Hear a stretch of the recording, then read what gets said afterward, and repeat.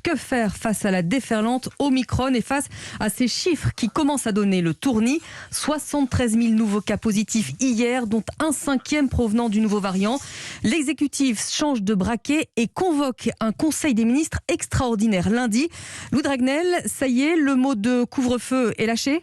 Oui, jusqu'à hier, le gouvernement balayait d'un revers de main la possibilité d'un retour du couvre-feu.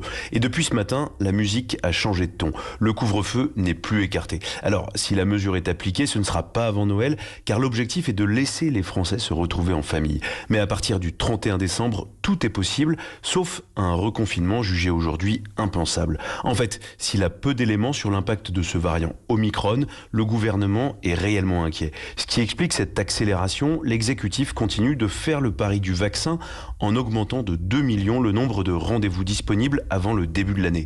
Accélération aussi pour la mise en place du pass vaccinal.